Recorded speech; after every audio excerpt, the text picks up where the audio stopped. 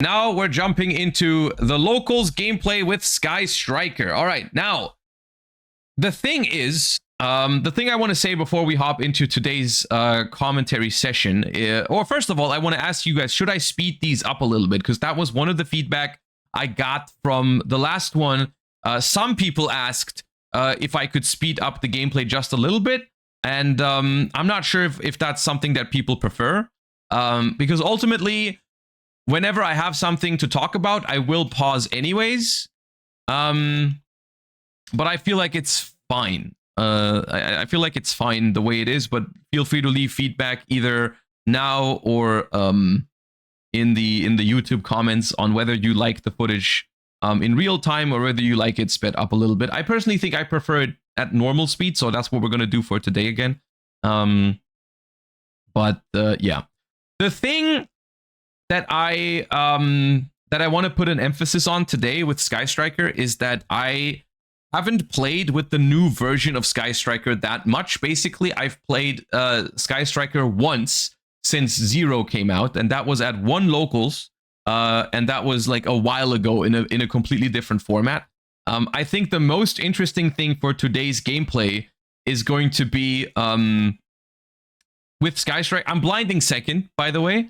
I'm blinding second, and so there's a few things I wanna take a look at today in terms of my own gameplay, because very often when I went second and I start my turn, you have to make a lot of decisions early with Sky Striker that are going to impact your turn later. Like, for example, your first couple of engage searches and so on and so forth. They are going to impact your, like, the turn later on and also the next turn. And that's like, with Sky Striker, you're always in the middle of like, am I going to be able to win this turn, or am I going to have to grind it out? And those are decisions you have to make with Sky Striker, like sometimes in the beginning of the turn. And that's something I want to pay attention to today, because I wasn't always super sure about that. All right, anyways, round 1. We skip.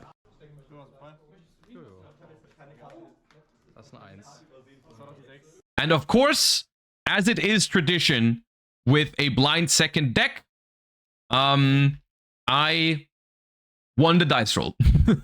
So I sent my opponent first. I mean, I knew that was gonna happen. By the way, fun fact: we use Neuron for locals, so you check for your opponent in Neuron, and my opponent's name made me laugh in Neuron because their name was Ghetto Kaiba. I thought that was funny. So I started off locals on a high note because my opponent was called the Ghetto Kaiba. I thought that was funny.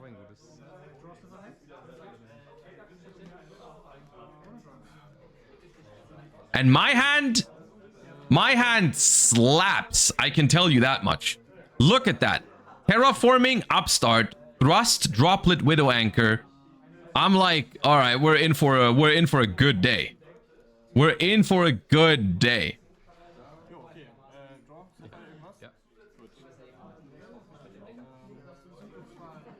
And then it's Pearly. And at this point, I'm like very worried about my chances in game 1 because I have no out to a 5 material Noir. I have no out, 0 to a 5 material Noir in my main deck. Keep in mind, I just showed you the side deck. I am very prepared for this matchup after siding randomly, because I was anticipating Lunalight, but I have the Striker and I have the Kaiju. So I am prepared after siding, but game 1, if they make a 5 material Noir, I don't really have the ability to out it unless it's like it doesn't have Delicious Memory. If it's small, I can maybe make a monster that's bigger than it, but if it's a fat Noir with a Delicious under it, I cannot out it. So yeah.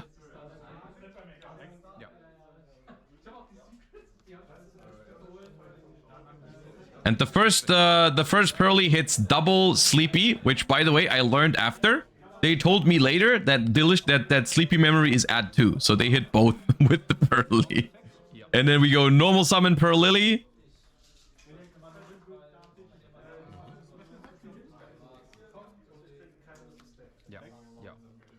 Go for my friend.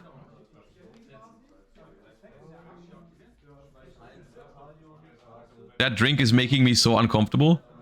Which one? This one or the one down here? Because mine is empty already. I already drank my water, but this one, I mean, this one's closed.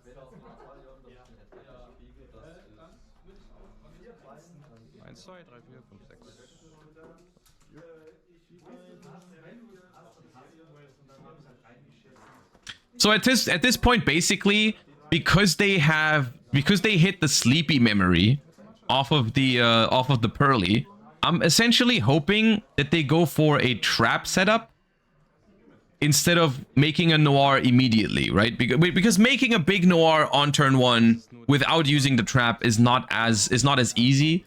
And the reason why it's a lot better for me if they use the trap card to make it is obviously because in that case the Noir will not stay there forever, right? If they make a Noir with the trap, it would go back to the extra deck in the next end phase of their turn. So I'd be fine. Oh, and here they reveal that it's in fact a K9 Pearly deck, because the second Pearly misses and reveals Izuna and Forced Release.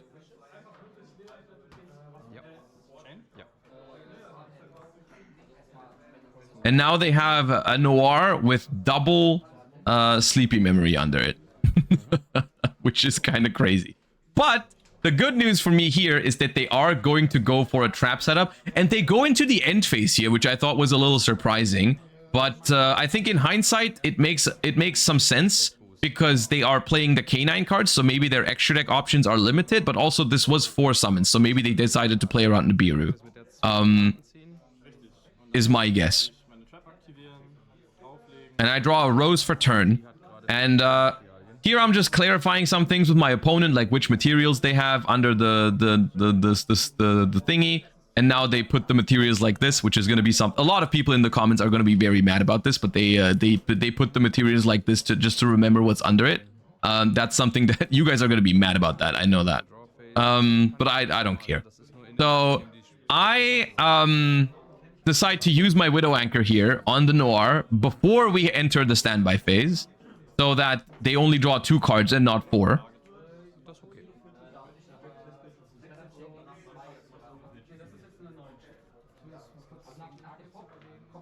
So they go into the Noir immediately, and it's gonna have 5 materials, so it is unaffected. It has a Delicious under it, so it's big right now. I think it's 4,300 defense with 5 materials. And they're gonna draw 2 cards with the 2 Sleepy Memories here. However, I basically have I can kind of do whatever I want here. The only thing is I cannot go for game, and I cannot out the Noir. In theory, I guess I have a win con against the big Noir, right? Even if it's unaffected and I can't out it. I could attack directly over and over with Hayates. That is something I can do. And eventually... the problem is just, I think if the Noir is really big, they probably out-damage me. Right? The Noir probably out-damages me in the long run, because it's going to attack for way more damage than my Hayate. Even if I can make the Hayate 2500 with linkage eventually. Anyways, I go for Chicken Game, draw a card. At this point, we've got 2 spells in the grave already. So the upstart is going to be the 3rd spell.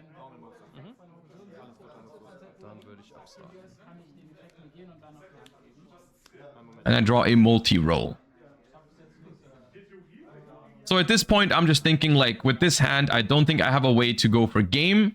Obviously, because the Noir is there. So I'm just trying to go, like, set up a lot of things and try to survive the next turn. I activate the multi-roll to play around a top deck Ash Blossom from the Sleepy Memory. I don't want to get Ashed on Thrust or Engage, so I sent my Chicken Game away. I want the Chicken Game gone anyways, so that my opponent cannot draw with it the next turn. And then I Thrust, and they can't Ash it anymore.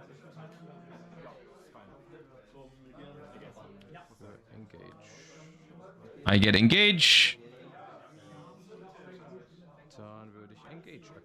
And I engage. And here, here is the first like weird point, or like the first thing I have to get used to when playing Striker for the first time or the second time with the new cards, is like, what do you engage for here? Because like there's no obvious card I need right now. Like a Widow Anchor doesn't really provide me much. I already have a Rose, so I can what's it called?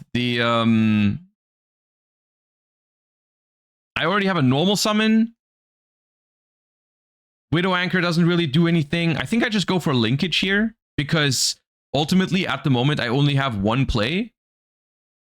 I only have one play, which is the Rose, and it's not Ray, so it cannot tag out. So if they decide to use the Noir on the Rose, I would not have an access to a Striker link at the moment, so I think I go linkage here just in case. And linkage is good anyways, because it can give me 0 eventually. Yeah, I go for linkage. I don't play Hornet Drones.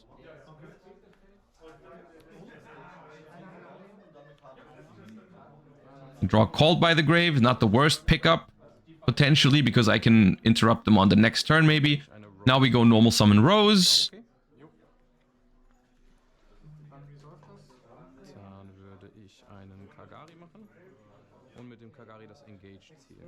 Did I miss the non-engine discussion? No, we're doing that after locals. So add back engage, engage again. I will say one thing. This deck is very, very fun because you get to resolve engage very consistently multiple times per turn now. With 0, you basically always have engage. It's awesome. Between thrust, the natural triple copy of engage, and 0 being a thing, it's awesome. I go for a Lemnis Gate here because I'm just going for the long game, and I draw a second normal summon, which is kind of annoying. That's the worst part. That is the worst part about playing double Rose, is you're going to draw 2 normal summons a lot, which is really annoying. I still don't know how I feel about Pot of Desires in this deck, because ultimately playing Pot of Desires makes it so you have to build your deck a little bit worse. So yeah. Here I'm just explaining Lemnis Gate to my opponent, with like how many I can bounce depending on how many I shuffle back. Didn't let the opponent cut. Yeah, because they said they don't want to cut anymore. After the second engage, they were like, you don't have to give it to me every time. Just do your thing, man. my Noir is unaffected. I'm not trying to cut every time you engage.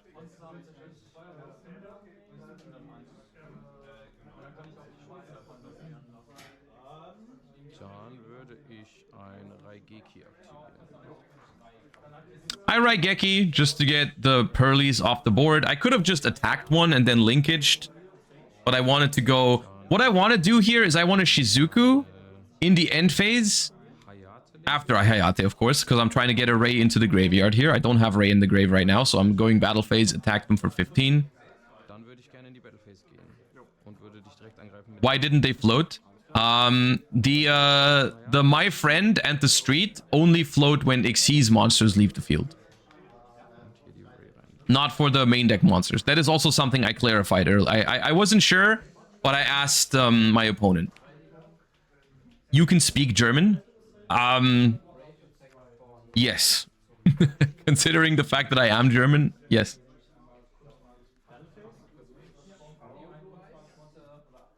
Is Magnificestorm out yet? No. No Doom of Dimension for this locals, unfortunately. All right, so here I go Shizuku. This is a play that I think I'm gonna do this more often throughout this day. But I found that when I already had access to engage, sometimes, like here, for example, I could linkage for 0 to grab another engage. I can do that, but I decide to do that in the end phase, basically. What I want to do here is I just want to set 4. Or set 3 rather, and then go end phase. I believe Shizuku for linkage, and then activate linkage into 0, and then reset linkage with multi-roll, I think is what I'm doing. Which I'm not sure if that's the optimal sequence with Sky Striker here, but it's what I decide to do. And in my mind, it's like, okay, this Noir has 5 materials. It's going to be able to spin a couple of cards, but it's not actually a win con right now. because it's not actually a win con because it's not like there forever. It was summoned with the trap card, so it can it goes back into the extra deck in the next end phase. So I'm just trying to set up as much disruption as possible for their next turn because they're not gonna have an insane amount of cards. So I might be able to just live through the next turn and then the Noir basically outs itself and then I'm good.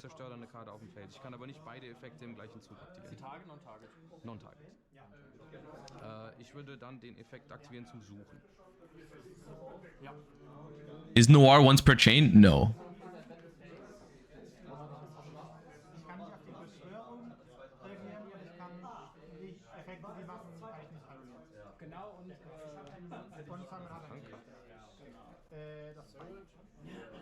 I search a Widow Anchor with the 0 here.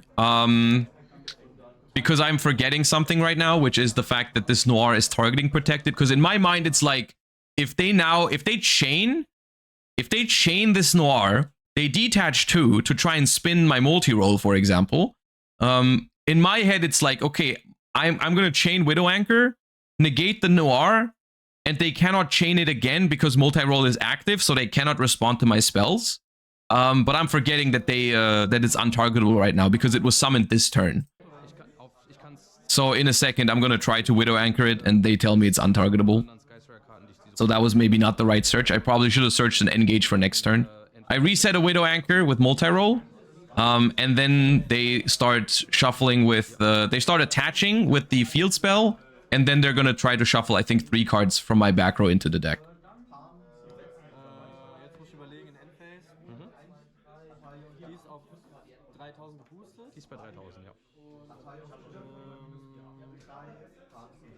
It's crazy how far we've come from Noir to Liger Dancer. It is crazy how fair Noir feels compared to Liger Dancer. That is true. But at the same time, if I wasn't prepared in my side deck for a Noir, I would still be super worried about this matchup. So they're gonna activate the Noir here. Detach 2. Target one of my sets. At the moment, of course, I have no room to activate the Widow Anchor in my hand, so the first one I'm always gonna let resolve. And that's... I forgot what they hit with that. And then they activate it again, and then I'm gonna try to Widow Anchor it, but they tell me I can't target it, so that was my bad. I should have searched a different card, not the Widow Anchor.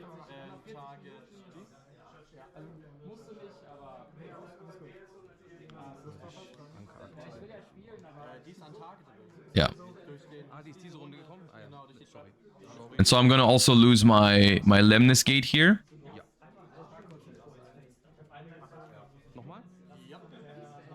Liger Dancer would basically do nothing against Striker. No, well, it would kill me next turn, basically, right?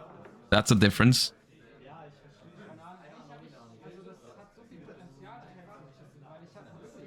I thought Noir puts under the deck, not shuffle. I think I asked them. They said shuffle. But you might be right.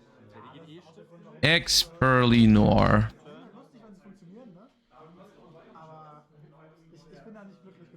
Yeah, it's bottom deck. I think I asked and they said shuffle, but whatever. I mean, my deck is going to be shuffled anyways. Here they make a little bit of a mistake, I think. They shuffle back my 0, which just brings back my Ray, which means I can just tag out into 0 again on their turn.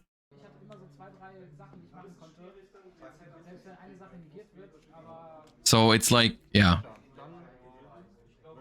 So at this point, I think the cards I'm left with is obviously the Widow Anchor that they know about, and I have a set Forbidden Droplet.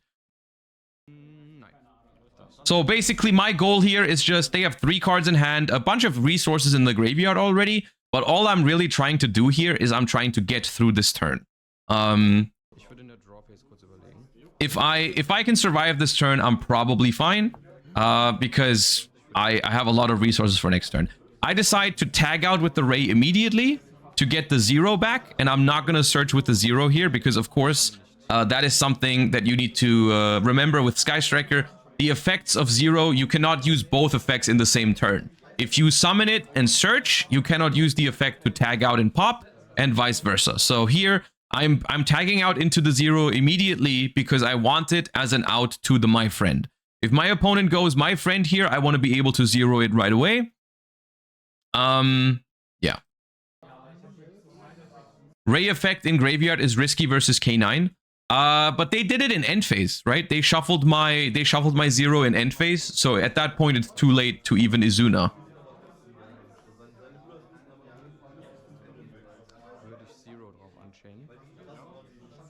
You can special summon her once per turn. You can't do that. It was summoned once per turn. Calm down. I summoned it during my turn, and then Ray was summoned back, and then I tagged out during their draw phase. It's all good.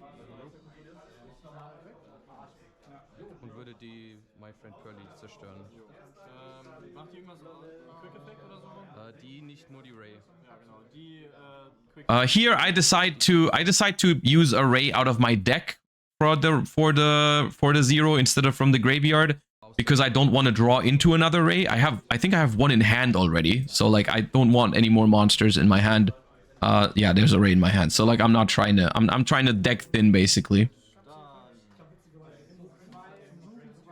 And so here basically they have the Pearly Street, which means their stuff, if they special summon, it's going to be untargetable. But I have a droplet, which is really nice. So they discard another copy of the field spell.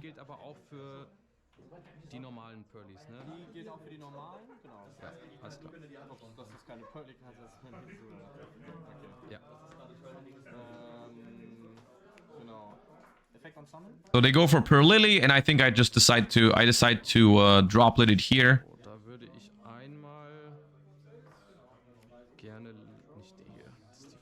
I thought this was Lemnis Gate in my grave, but it wasn't. I forgot they spun the Lemnis Gate. Okay, so I go droplet, send Rose to negate the Pearl Lily here. And I think this puts them in a very awkward spot because they only have one card in hand, and it's really hard for Pearly to make something work with just one card. And essentially at this point, their only real win con is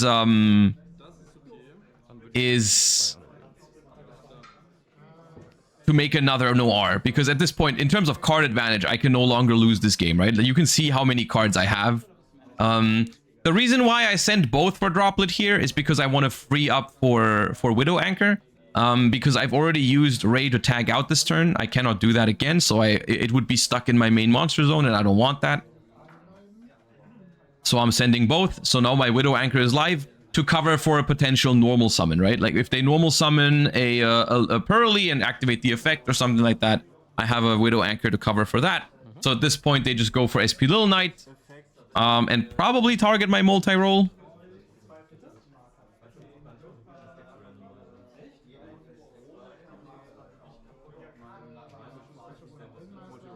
How often did the second effect of Lemnis come up for you? Not very often, but I liked the first effect way more.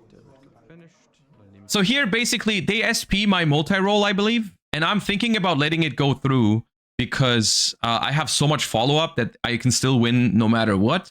But then I decide that like with one card in hand, they probably can't make anything dangerous happen, so I can just negate the SP and reset engage with multi-roll. Give them back the SP. And I draw another thrust. And at this point, it's just a matter of... This turn is interesting because I feel like I should definitely have game here, but I think I don't go for game. Which is definitely... There has to be a mistake in this turn. Like, I have to have game. There's no way I don't have game here. Now that I'm looking at the cards I have, like, there's no... I think, if I remember correctly... Oh, no, they just scoop. Okay, never mind. Yeah, okay. I would have had game this turn, and so they scoop. Oh, yeah, they drew a two streets.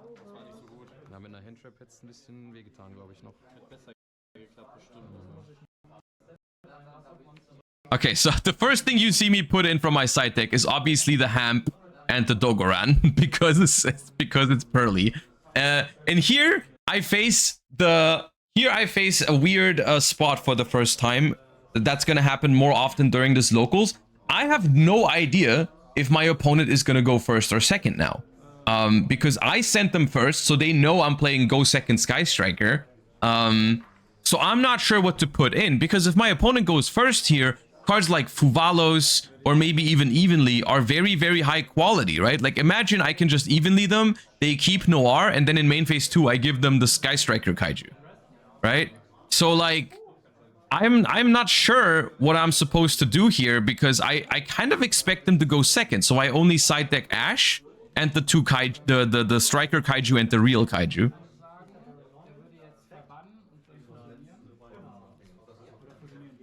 Right?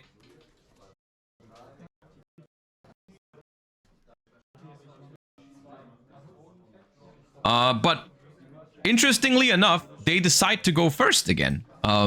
With the Pearly deck here. I guess in their head, it's like, if they just summon a Noir the hard way, like if they summon a Noir that is not with the trap card, they just win the game because they don't know I play the Kaiju. So maybe that's what they're trying to do.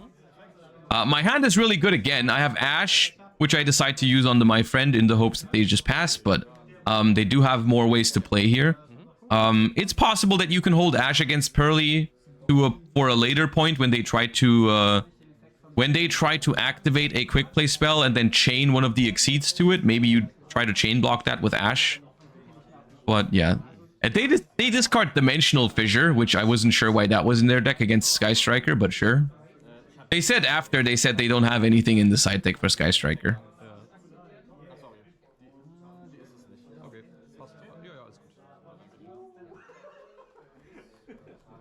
They don't have the good quick plays, it seems. That was what I was hoping for, basically. Like, if I let the My Friend resolve, it's basically guaranteed that they have either Delicious or Sleepy. That's why I decided to Ash the My Friend, because I feel like if they have to play with the mediocre ones, then it might be better for me, but then they hit Delicious with the Pearly anyways.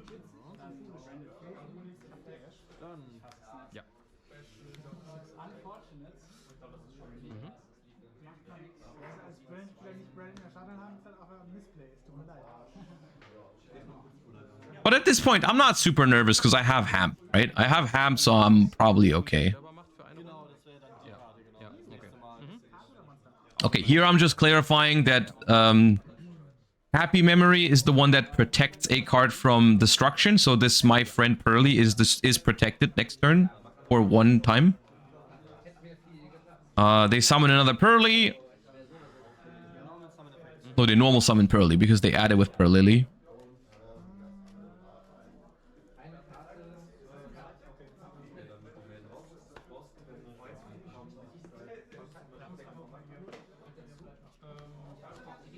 And they hit the trap card with the Pearly, so that's going to make things a lot easier for them.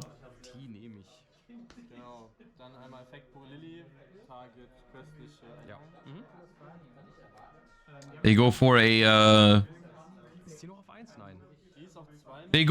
a Plump, which can attach 2 spells from the grave. Luckily for me, that is only a 4 material Plump, so it cannot immediately rank up into a Noir.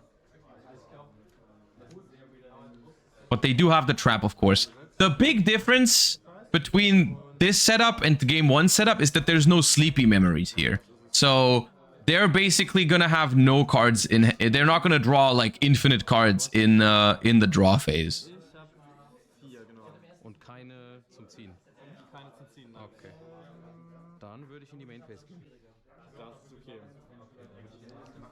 Why not play Herald of the Abyss instead of Hamp? Because Hamp is better. So I activate Upstart, Chain Linkage. And in my head, it's like, if I can resolve this Hamp, I basically win the game. Which would be pretty neat.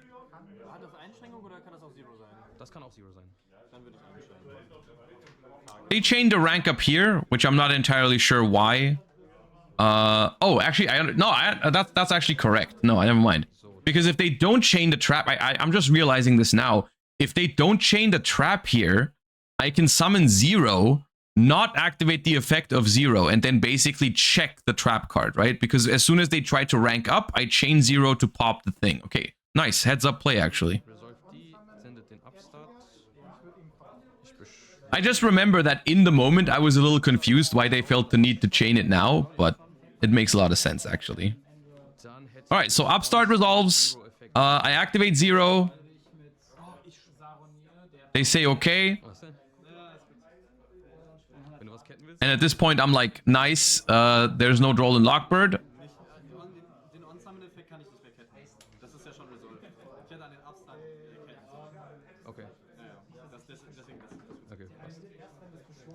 There's no Droll because they would have chained Droll to the 0, right? And then they just Droll here. Which I'm like, okay, bro. You forgot to Droll! And I searched a second engage. And this is gonna be the first Droll of the day. To be fair, unironically, funnily enough, listen to me. If they chained the Droll to 0, it would have been better for me.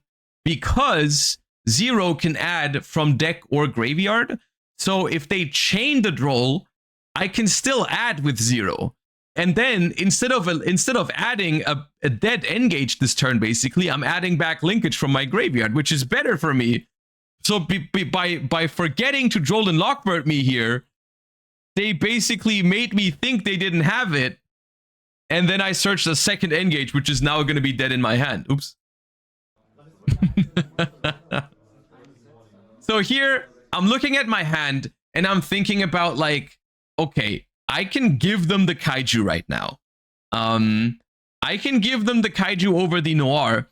The problem with this is that my friend Pearly will trigger if I do this, right? Because my friend Pearly, I believe, has a wording that says something along the lines of, if one of your Pearly Exceed monsters leaves the field because of an opponent's card.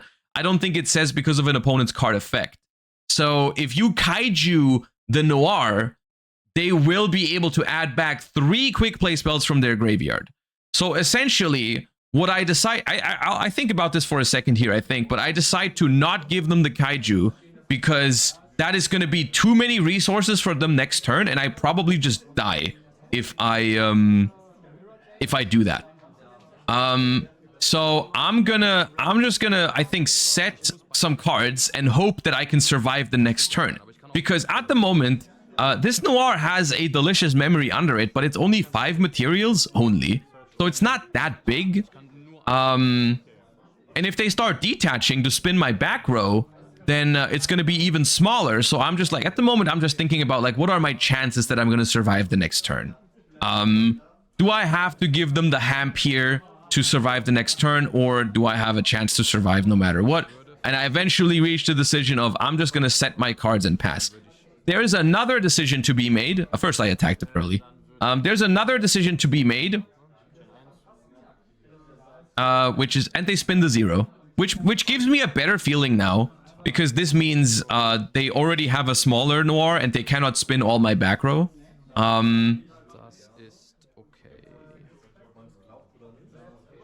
I could have Widow Anchored this, but then they just chain it again, so that's why I think I decide against it.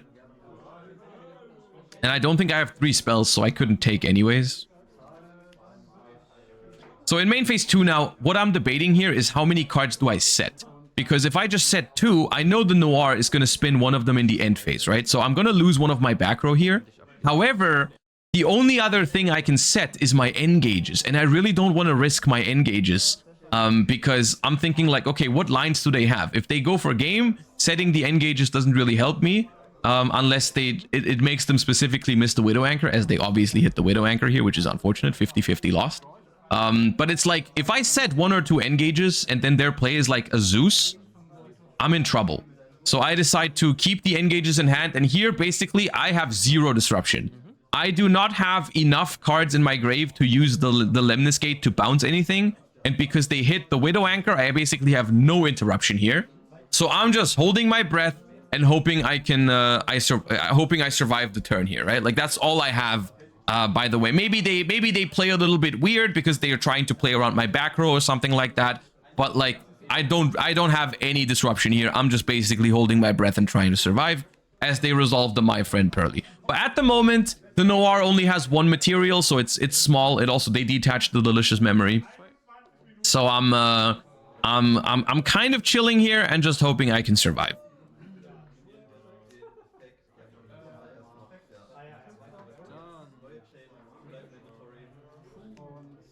But I feel like the chances of me surviving are not that bad here. So they have a sleepy memory in hand. They discard an Azuna that they just drew, and they go for another Pearly.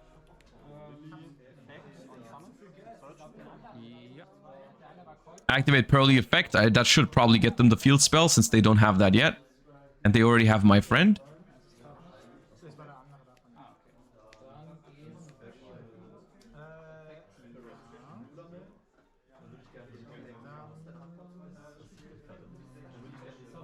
The correct play was to only set Lemnis. They bounce.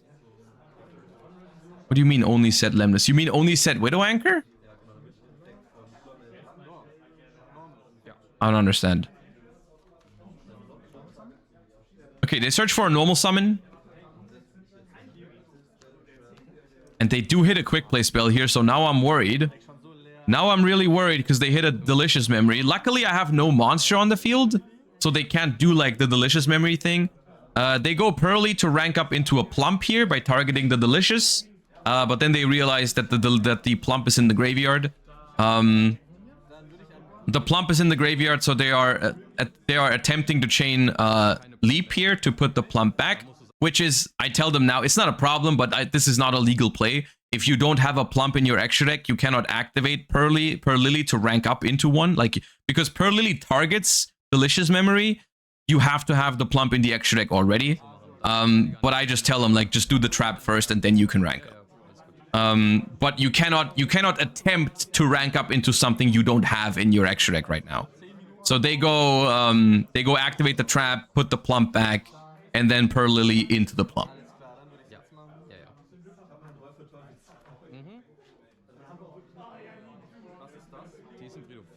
So here I'm thinking like they should have another Noir, right? They should have the setup for another Noir, which is attach 2 more spells to your Plump. That gives it 4 materials. Then they can activate Delicious and then chain the Plump to attach the Delicious to it. And then they have 5 materials and they can make another Noir. So what I'm hoping for here is that instead of going for like an OTK line, they decide to go for a big Noir to try and win the game that way, because they don't know I have the Kaiju. So here they go, attach 2 to the Plump. That puts it to 4 materials.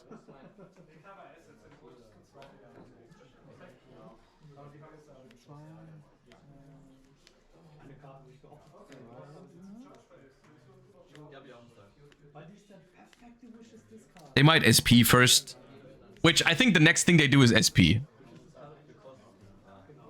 They go Anima, and here I'm like, please go SP, because I'm living, let's go. SP banished the set, and that's what I meant earlier by maybe they're scared of the set card and they play differently.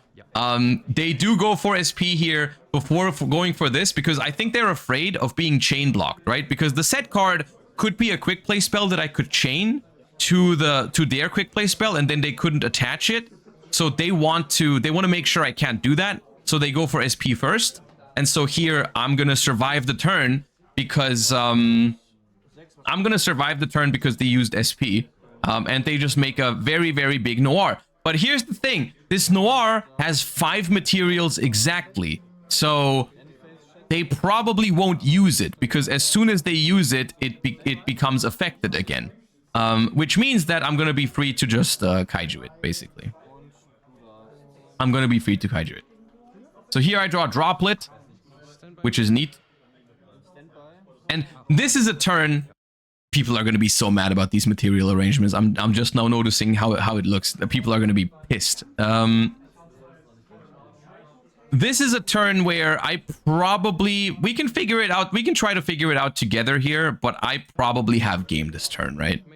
Like, I probably have game, but this is the turn I remembered earlier where I didn't go for game, but I should have game here, right? There's no way I don't. So I engage for Ray, because if you didn't know, the Sky Striker Kaiju, you do need a Sky Striker card on the field to give it to your opponent.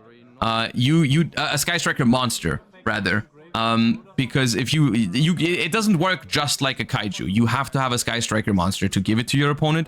So I summon the Ray here, And this is what I mean. Like their Noir has 6 materials right now. So if they detach here, I chain Ray and they become affected. So like I don't expect them to chain. So I'm like, here's your Sky Striker Kaiju over the Noir. And they're like, thank you. Oh, nice. Which is obviously gonna trigger my friend.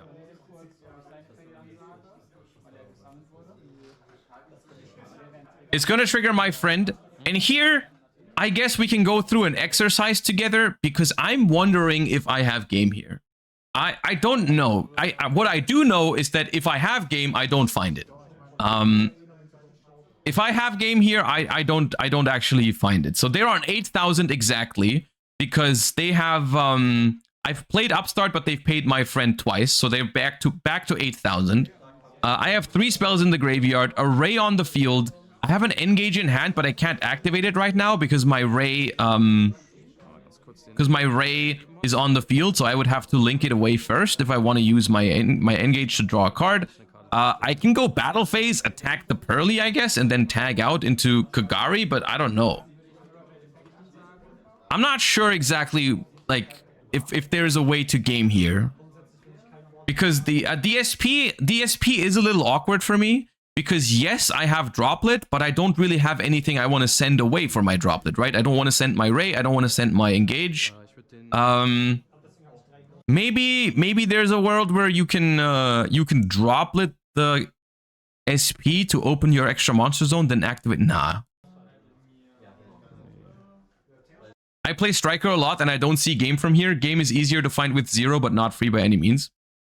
That's what I was thinking, like, Battle Phase, attack the Pearly, tag out Ray into 0, 0 attack over SP, then activate 0, bring out the 2 level 4s, pop the Hamp, but I don't think it's game. Can't you engage and droplet the activated engage for Little Knight? First of all, in order to activate engage, I have to make a link with Ray. And second of all, if I send a spell for droplet, they can chain SP to that. So I go Kaina first, just to open up my extra monster zone, because right now I don't want to add back with Kagari, because I have exactly 3 spells in the grave.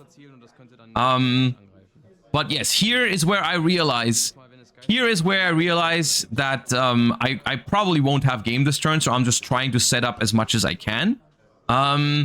Which I think in general is something that I should have done more often with this deck in hindsight. Like this deck, basically, because of the new time rules, I was under the impression that I had to kill as fast as possible with Sky Striker a lot of the times. But I think in hindsight, I should have gone for more grindy game plans more often. Like, for example, here, I go for linkage because I'm still like, maybe there's a way I can game if I draw the right cards. What I should have grabbed here is multi-roll, I think. I should have grabbed multi-roll and started cooking, basically, with like Kagari, add back engage, and so on. Like, I should have just set up a I would get a really good setup with the multi-roll here. Instead, I have a linkage now, which like isn't that great. I gain 100 life points off the Kaina. I go for Kagari, add back the engage.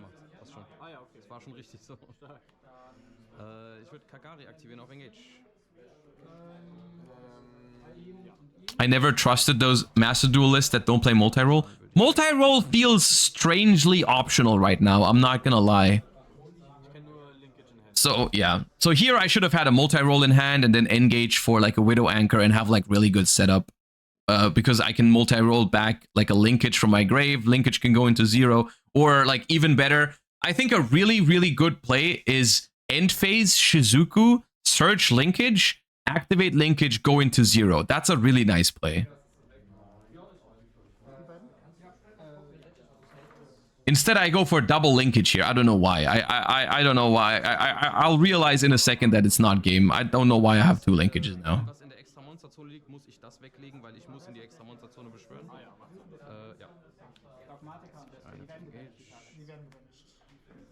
And a chicken game that I don't really want to use.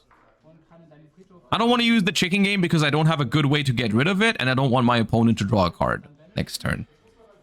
Because right now, they have 3 quick play spells in hand, but most of their monsters are in the graveyard.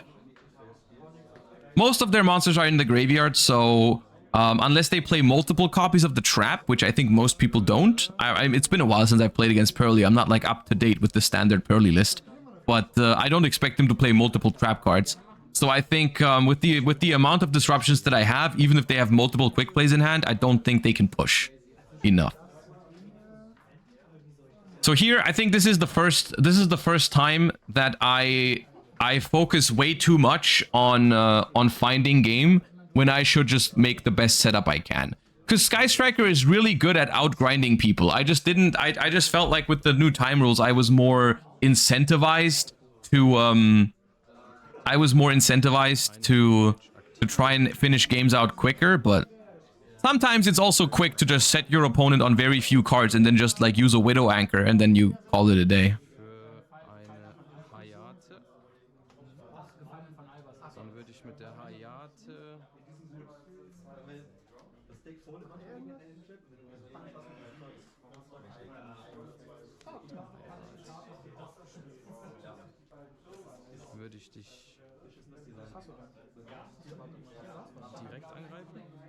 So I attack directly here with Hayate. I'm gonna do something, this turn is cool, but it's very suboptimal.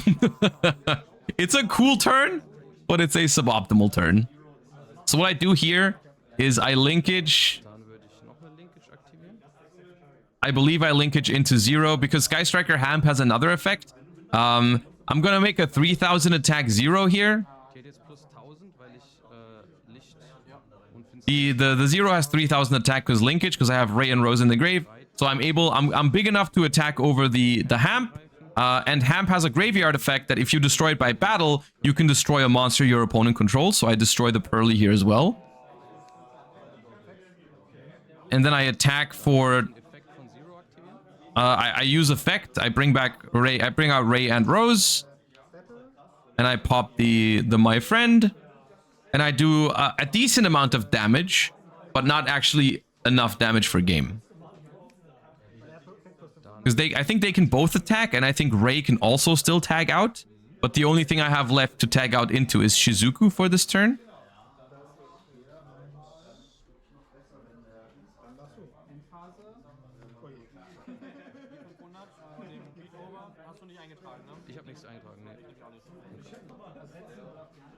Hamp destroys any card? Oh, really? Any card? That makes it even better. I mean, I read that in that moment, but I figured I was gonna get rid of the My Friend with 0. Do you run 2 Lemnis? This list had 3 desires, so I decided to play double Rose, double Lemnis, yeah.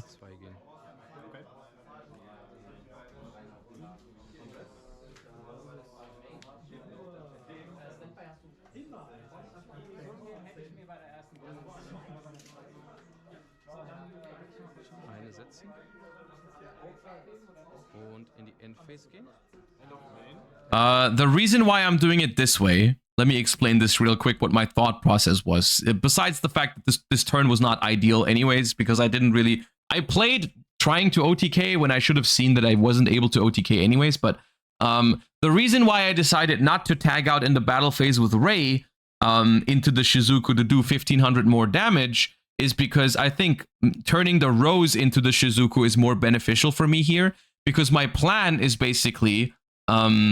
I'm gonna now, the way I have more disruption here is I'm gonna go Droplet, send Shizuku, and then my Ray can tag out into another 0 on their turn. And if I go Ray into Shizuku, I don't have that play available.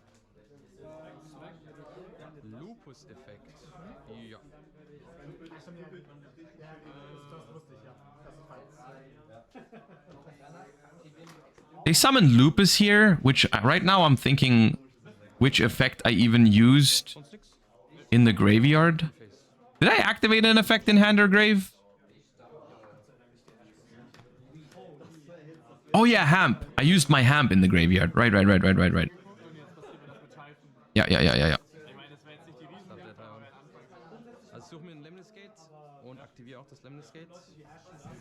So my Shizuku is going to search Lemniscate here. I'm going to recycle some extra deck things that I only have once. I'm going to shuffle back 1 engage. I'm just going for 4 here. Minimal recycling. But I want that Lupus banished. I think about going for 6, but I decide to go for 4. Yeah, so put the 1 of Hayate, the 1 of Kaina back into the extra deck. The Lupus gets banished now, so they now just have less cards in hand. And I also have a Lemniscate Engrave, which can summon a Zeke or something if I want to. Do you think about setting Chicken Game for Droplet? No, I can send it from hand. Why do I need to set it? So they have 3 cards in hand, and all 3 of those are Pearly quick play spells.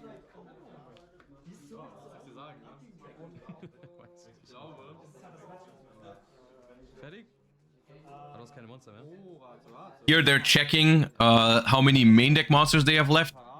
And they do have a Pearl Lily left.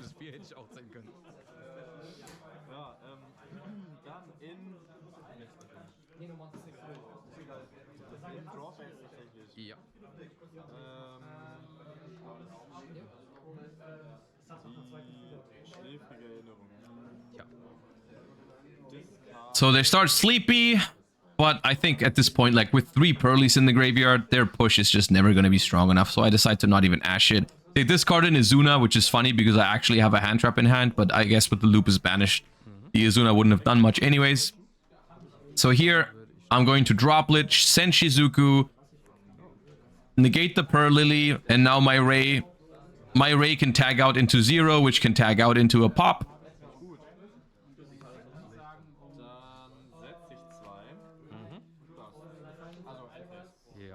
And they set 2 and pass. Which I know are 2 Pearly quick play spells, so I can pretty safely go for a game on the next turn, and I think they scoop it up here in a second. So I go 0, no effect.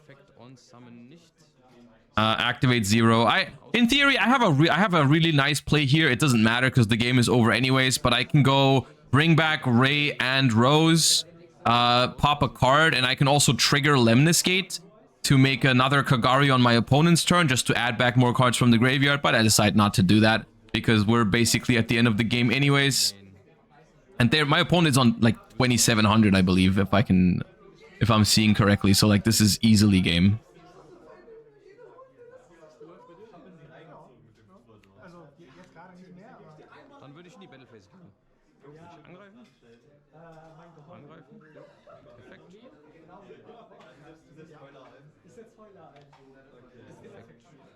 So Kagari, add back whatever, Lemnis, and attack for game. That's it. And so I beat Pearly with Sky Striker. Game 1 was scary. I believe post side, this is a really good matchup for Sky Striker. Okay, I guess from their perspective, they don't know I play the Kaiju. So they just tried to go first and make a big Noir and win the game that way, which I guess is fair enough. But I think knowing that I have the Kaiju in my deck, the Sky Striker Kaiju, this matchup should basically be, it should be really good. I mean, I won it through Roland Lockbird, which I guess the Pearly experts can tell me if they had an easy way to game on the turn 2 for them. But with the Kaiju, like, I think it becomes a really strong matchup. I will say, we are about 43 minutes in right now. So if we had to play another game, it would have been close with the timer. I will say that's just the nature of Sky Striker. I feel like if you don't win 2-0, sometimes you can struggle with Sky Striker. And this is my advice for people that are trying to play Sky Striker in the current format or post Doom of Dimensions as well. A lot of the times, it's blinding second. I do believe is correct in this format, but you gotta know when to scoop when your opponent has like too many resources and you don't think you can outgrind them. Because if you try to play out every single game going second with a board breaker deck in this format, you're gonna have timer problems.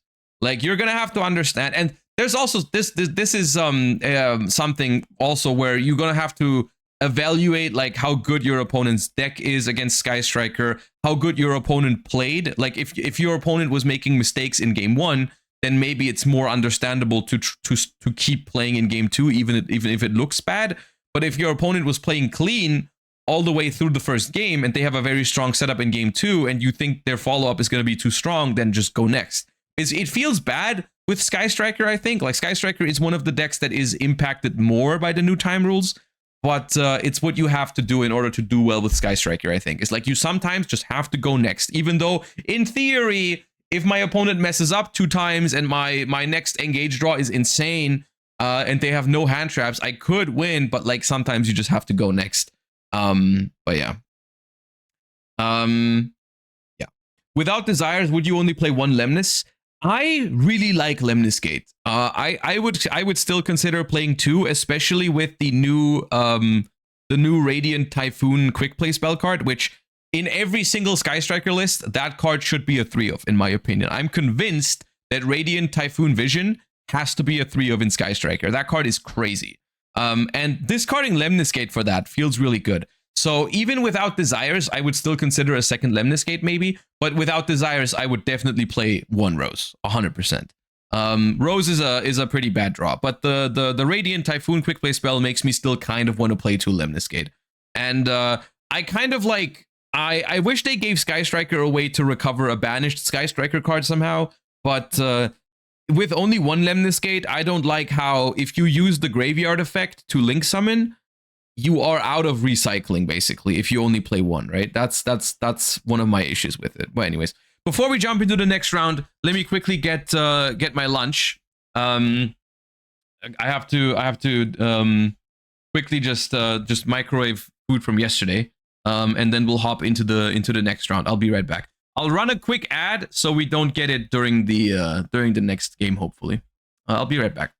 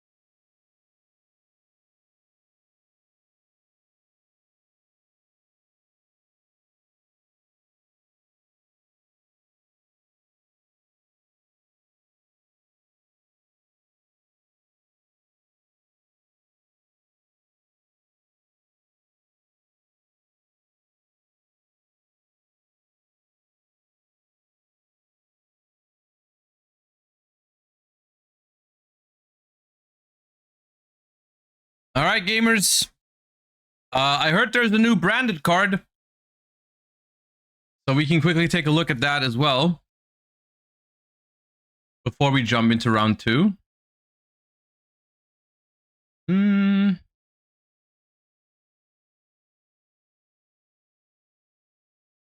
It's kind of crazy, is it?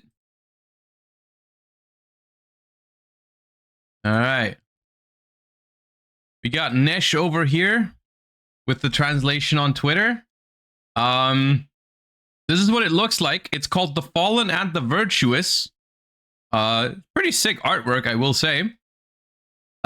Quick play spell card. This card is always treated as both a branded card and a Dogmatica card. You can activate one of the following effects. Send a monster that lists Fallen of Albaz in its text from your extract to the grave and target a face-up card on the field. Destroy that target. If you control an Ecclesia monster or have an Ecclesia monster in your grave, target a monster in either grave, special summon it to your side of the field.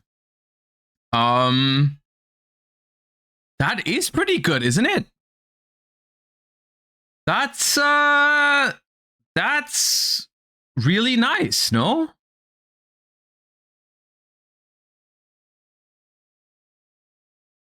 New punishment? It's kind of like Dogmatica Punishment, but on a quick play spell card. And it's like super easily searchable in this deck, right? Like you can set it in your end phase. The problem is like, is this better than Branded Banishment or Branded in Red? Which I think in the case, I think it's in the middle. I think it's better than Branded Banishment because it's a quick play spell card, so it's a better main deck card, right? Than a trap. But I don't think it's better than Branded in Red. But it's definitely a good card that branded decks could considerably play. I think the second effect is like kind of I don't know if branded wants to play Ecclesia. Typically no, right? But I guess we'll find out if they change their mind because of this card maybe. It doesn't modify how the deck works. No, but honestly, I also don't really want that in the sense that, like, I think Branded in terms of just the power level is already good enough, like almost good enough, right? Like Branded is not meta, but it's like a playable rogue deck for sure. And so I don't think they need like custom broken cards that completely change how the deck is played and like make it super powerful. And I think Branded is fine the way it is. Especially like getting a second Branded fusion already, like that's pretty busted. So yeah. All right. Anyways, next round. My opponent for this round, I have an announcement to make. My opponent from this round is the K9 Fiendsmith opponent from last week, and he asked me to tell you guys that this week there is a Zeus in the extra deck. So let it be known that this week the Zeus is there. It won't come up because I'm blinding second, but the Zeus is there. I lose this dice roll, but luckily they didn't. I think they didn't see what I was playing, so they're going first. And my hand is once again correct. Look at that hand, bro. Droplet, engage, linkage. It's so broken.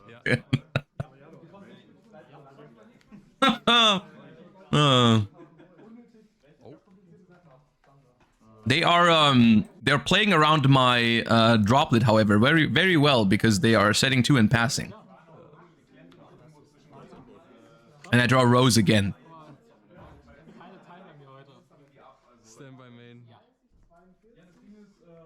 The stupid Rose, man.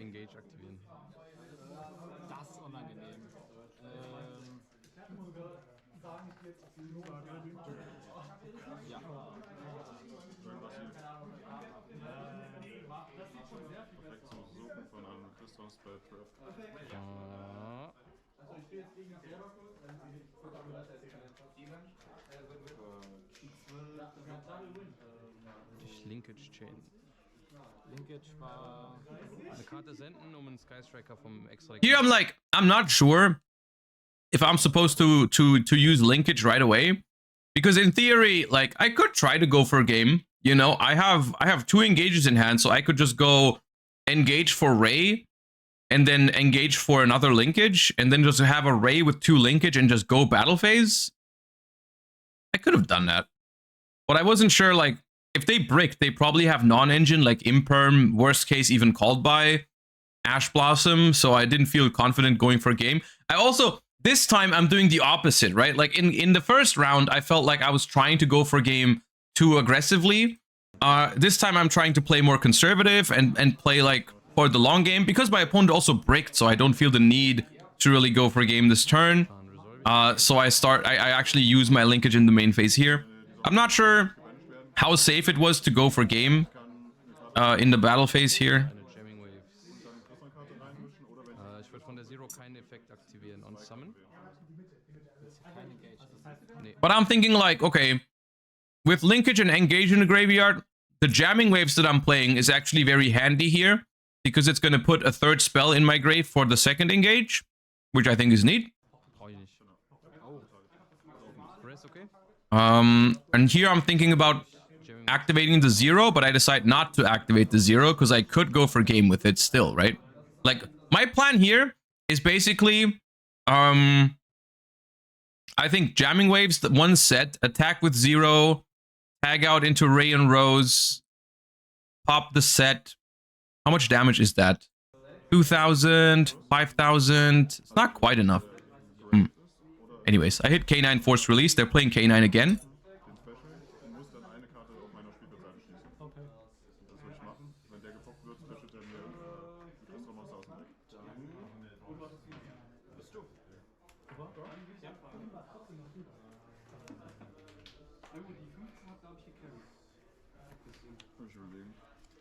Ein Lemnis geht und dann ziehe ich eine.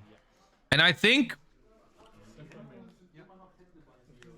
it's actually game with the Lemnis Gate here.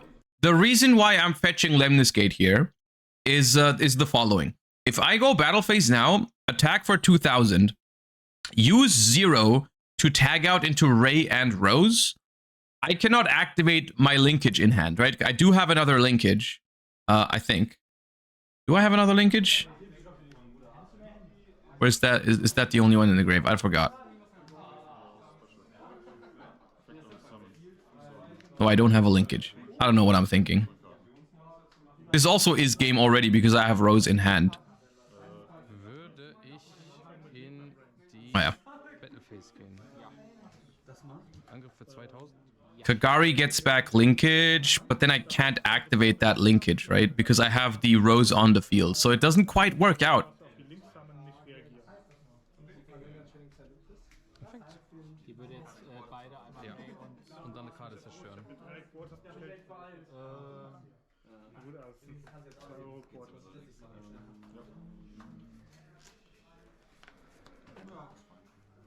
And you said a higher quality for the YouTube video? Oh yeah, it's not on highest quality. Thank you.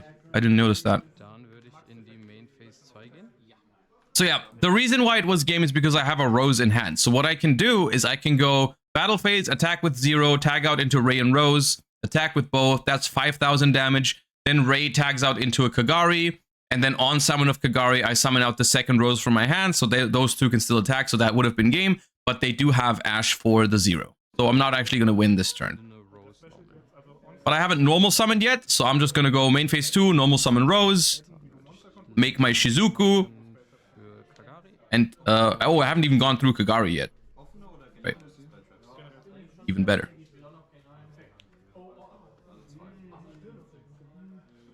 Dann würde ich Engage aktivieren.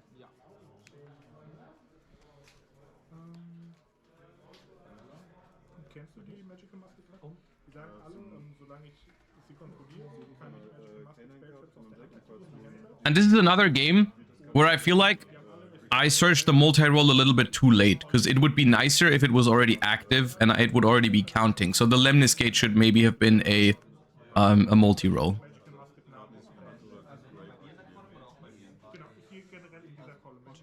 Chicken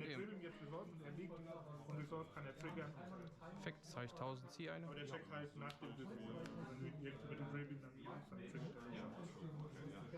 Aktiviere ich Multiroll. Effekt Multiroll auf Chicken Game. Ja. Das ist was? das ist ein Sucher. Einfach die Kellner. Und der Link in Shizuku. genau.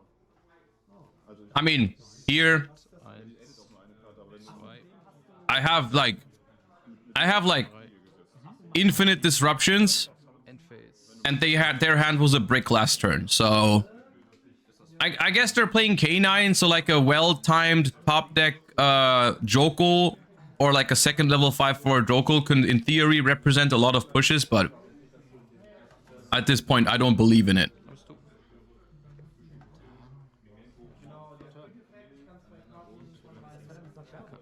K9 Brick, das kann ja nicht sein. Das hat doch 9 Starter oder so. Ist das so? Erzähl das. Is there a reason not to use Thrust? Well, they had no monster. So I would be setting a an imperm instead of like one of the cards from my hand, which were all pretty good. K9, ja, K9. Right? So here, all I've seen is that they play K9. I've seen that they play K9, and I have no idea, once again, which version of K9 and whether they're going to go first or second against me, because they now saw I'm playing Sky Striker. So I'm definitely putting in Sales Ban, because I'm paranoid about Droll and Lockbird with this deck. So I'm putting in Sales Ban, and I'm taking out the upstarts because of Droll and Lockbird in this matchup, I think. Maybe I'll change my mind, but I know I cited out upstart a couple times for Sales Ban. I do like Sales Ban in this deck because Droll and Lockbird is a big problem. I still don't know if Sales Ban is enough of a, like, what's it called? Enough of a, of an answer to Droll and Lockbird, because it's still like you go -1 just to be safe from Droll in one turn, so that's kind of rough. Ja, wenn dreimal schwarz kam, dann muss jetzt rot kommen. Ich hoff's.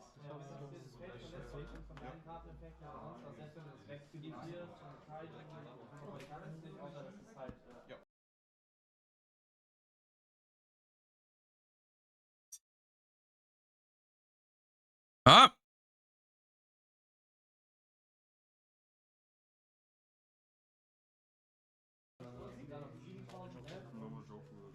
Jokul-Effekt. 3 Brick hintereinander.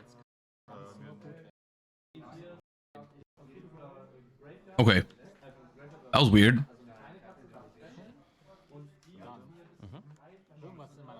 When I draw my hand here, you guys didn't hear that, but they decided to go first again. Which I'm very happy to see with my hand here. My hand the hand going first was not even that bad, but like it's definitely better going second. And they start with Planet Pathfinder, and here I'm like, what the hell is going on? Ja, ist okay. But I guess we'll just all watch and see together what's going on exactly. Aber wenn, dann zieh ich immer alles. Aber ich würde auch einfach probieren zu aktivieren. Ja, ist okay. Art Mage! Effekt finden wir Zum Special und eine ziehen. Special und in dasselbe Effekt auch eine ziehen. Ja, ist okay. So, it is Archmage K9, and the idea is, I asked them after about the deck a little bit. The idea is that Planet Pathfinder can be searched with Infinite Track River Stormer, and so you can go K9 combo and then bridge into Archmage by searching the Archmage field spell with Planet Pathfinder, because the K9 cards normally don't use your normal summon. So that's the plan of the deck, essentially. That's why there's a Planet Pathfinder in there. Angriff aktivieren. Der sucht Medius wahrscheinlich. Genau, auf Aktivierung wird dann meine Hand Medius vom Deck der Hand hinzufügen. Ich kann Monster, wenn wir on Field targeten, das kann ich ihn als einen Kunstmagus behandeln bei einer Fusion Summon. Und wenn er zerstört wird, dürfte ich das Ziel aufführen. Ja, such mal deinen Medius. Genau. Ich mach so lange hier ein bisschen Forschung. Ich würde anfangen. Oh nein, das möchte ich erstmal nicht. Du darfst jetzt erstmal was kochen und dann ich würde anfangen. And it has good synergy because you actually have a second normal summon for the Medius. So the fact that the Planet Pathfinder uses up your normal summon is actually not a problem, because the field spell allows you to extra normal summon Medius. Das ist okay. Der fusioniert. Genau, der ist Quick Effect Fusion und wenn er von Hand oder Feld auf Friedhof gelegt wird, darf Dann ich sucht mir er. das Spell Traps suchen, die ich noch nicht im Friedhof habe. Und die negiert Karten oder Monster? Die negiert offene Monster. Okay. Genau. Ja. Dann wird Effekt auch zu Fusion sammeln. Ja. Und die negiert noch von der Hand im Grave. Und die The unfortunate part about the Archmage K9 pairing is that K9 can bridge into Archmage, but Archmage cannot bridge into K9 if you use the effect of the field spell. Because while Archmage does have a level 5 monster, Archmage Graph Lair is a level 5. The Archmage field spell has a lock that says you can only summon Archmages and Medius, except from the extra deck. So like, you cannot actually make you cannot actually summon Jokul and so on after you use the Archmage field spell. So the K9 cards work as a starter for Archmage, but not vice versa. Würde ich mir einmal die Falle suchen. Mal kurz. Ja, gerne. Ich würde einen Kunstmago. Which means that at this point, I already know that they don't have the K9 cards, Oder im basically. ich kann sie banishen, einen Kunstmagus bei mir am Field targeten, wird den bouncen und dann kann ich eine Karte on Field schießen. Ja, okay. Dann würde ich den Effekt vom Field aktivieren, Ja. würde 7 Kosten abschmeißen, Ja. ich würde die Terra callen. You could still make Ripper and search Izuna and maybe get the quick spell. Yes, but the problem, I mean, in theory, yes, because it doesn't lock you from the extra deck. So you can still make Ripper from the extra deck with 2 level 5s. But the problem is Archmage only has 1 level 5. It's only Graph Lair. And I don't think you have an easy way to get 2 Graph Lairs onto the fields. Because they all have different levels. They all special summon themselves, but they all have different levels. Und ich darf jeden Namen nur once per turn und ich darf nicht Namen doppelt nehmen, die ich schon am Field habe.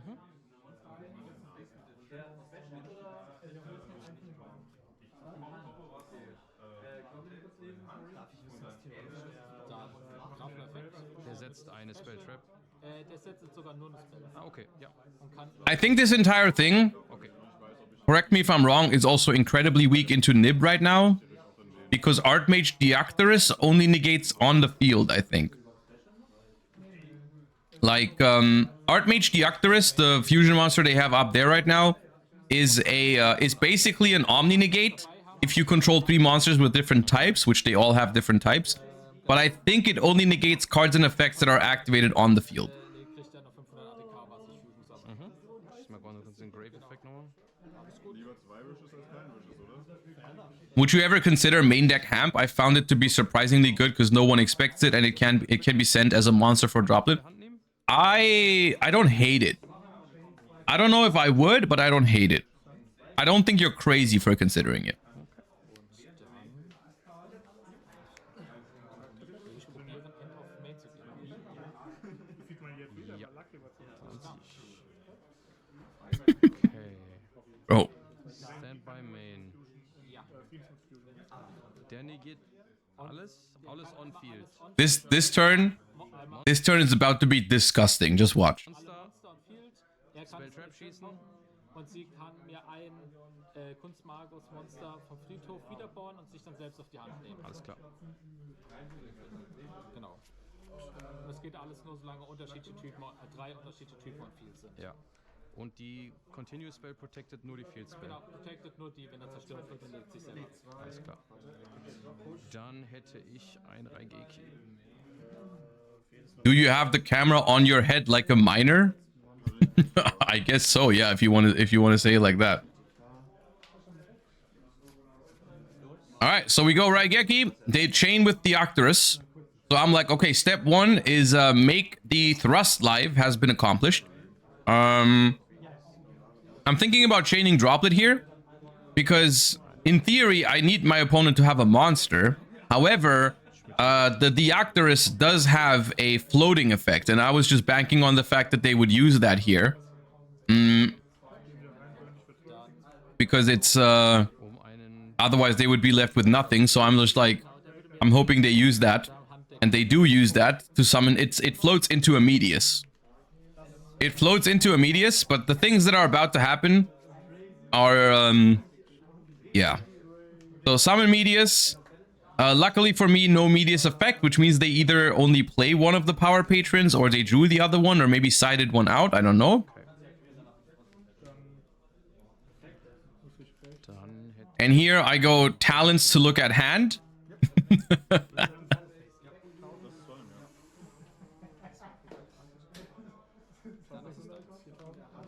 And I take away the Droll Lockbird, and then I activate Thrust, and they scoop. Dude, I go talents, look at hand, take out Thrust, take out Droll, and then Thrust for NEH, and I already have Ray in hand, and they just like, yo, okay. That's enough. Jesus Christ, that was disgusting. Oh, this opponent really wanted me to show the first page of their binder for whatever reason.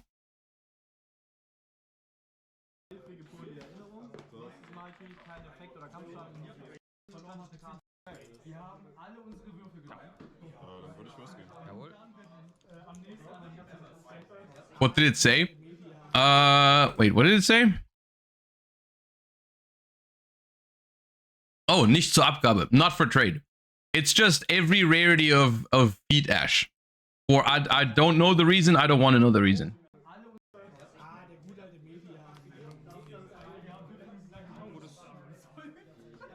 But once again, I'm going second. I lose the dice roll and they choose first, which is nice. Even though they played next to me the round before.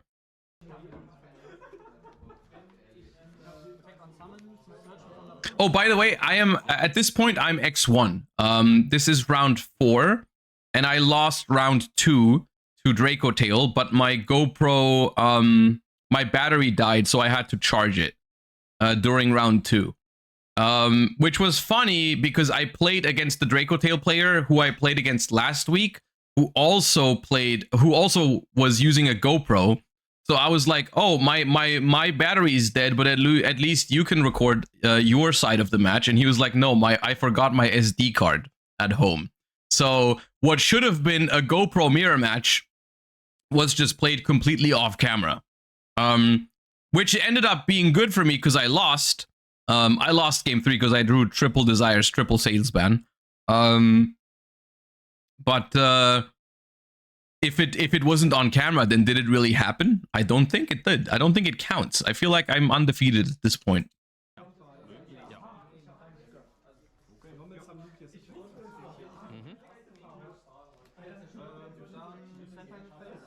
Very convenient.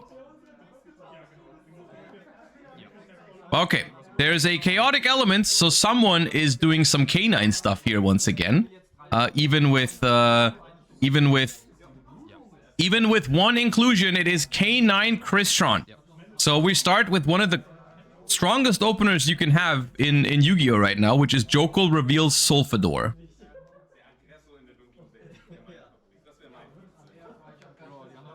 Did you face any Malice lately? Is it still good? I haven't faced any Malice lately because I haven't logged into Master Duel.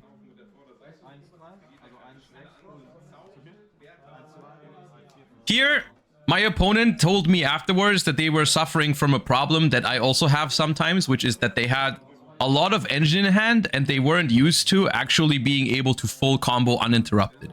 They said they're like very used to playing the deck against hand traps and stuff like that, but usually they don't get to just do full combo with like 3 or 4 engine cards in hand, which is why they said they messed up turn 1 a little bit, which is something I can relate to sometimes.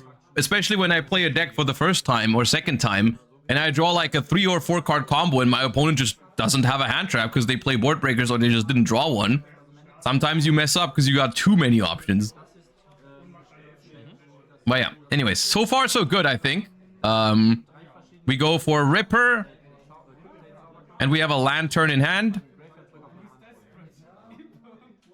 But we're detached? No, we're not detaching the Solfador. We're detaching the Joke.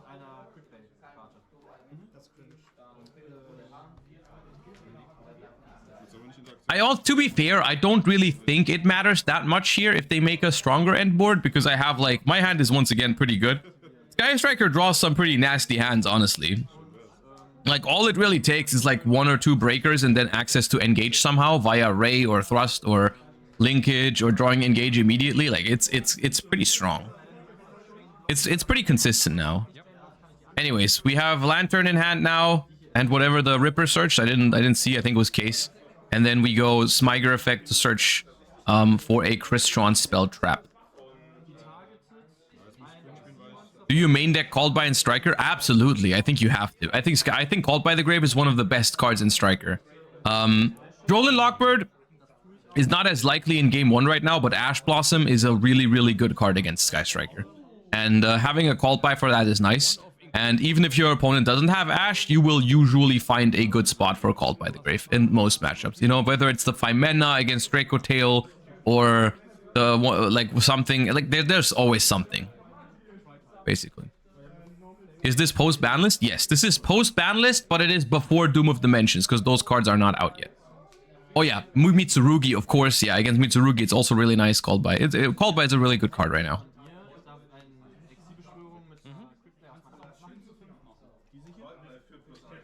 I have a tournament this weekend and I'm trying to decide whether whether to play Mitsurugi Pure or Mitsurugi Yami.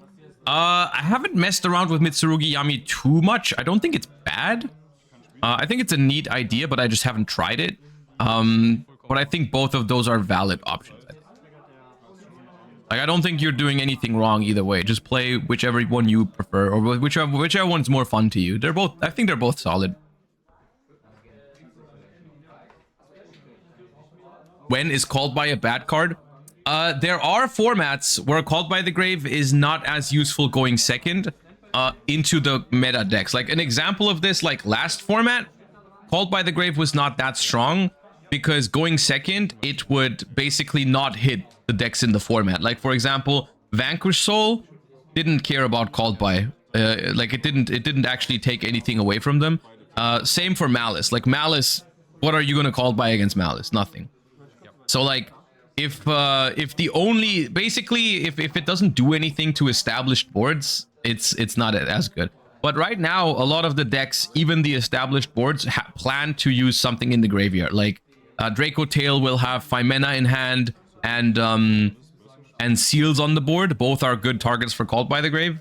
Mitsurugi has Murakumo and other stuff, so obviously Called by is good there, and so on and so forth. So, like, even Yummy sometimes you can hit like a Snatchy in the grave with the Called by, and if they don't have a Synchro to dodge it, then you stop all the Synchro shenanigans. Or you can Called by Herald of Arclight. So, like, Called by is good either way against most of the meta decks right now.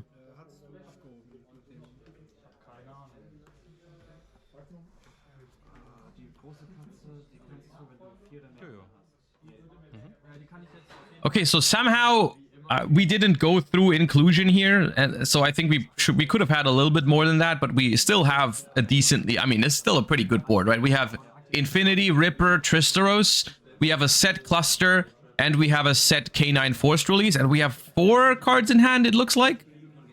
But as you can see, my hand is an absolute banger. I have Engage, Linkage, Droplet, Terraforming, and Thrust. This is probably the best hand I've drawn all day so far. And because Paradise Smasher doesn't exist, I think this matchup is actually a lot better for Sky Striker now. Before, there was always the risk that they might be able to go for Paradise Smasher and ruin your day. But now, yeah.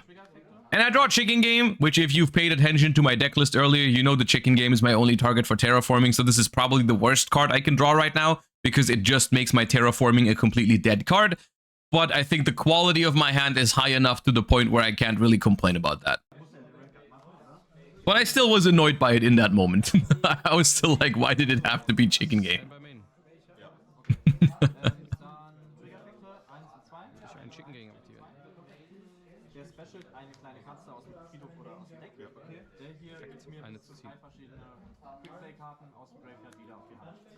And this is the second worst thing that could have happened, is after I activate Chicken Game, I draw Imperm, the one card that's completely dead now because I have the Chicken Game on board. This sequence is very frustrating.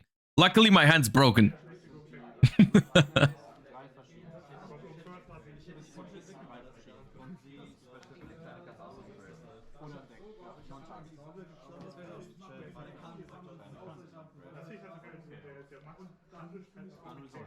setze ich eine. So I set the terraforming. Because if I don't set the terraforming here and I activate linkage, they have a play. They can chain cluster to pop my chicken game, and then I have nothing to send for linkage, so I would be forced to chain a quick play spell to it. And right now, I don't really want to activate droplet on the infinity unless I'm chaining to the infinity, because I don't have a monster to send for droplet, so the infinity could just negate it if I don't force it out first. So I don't want to have to chain droplet to the cluster.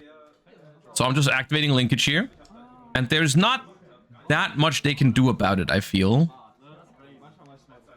They do decide to negate it with infinity, which now makes droplet, I think, an option. I do realize that if I chain droplet here, they would be able to pop their own infinity with cluster. So I'm sending a trap card, even though there is a way around this for them. But since my imperm is dead anyways, I like making this play here because it basically skill checks my opponent. They have to see that they can do this.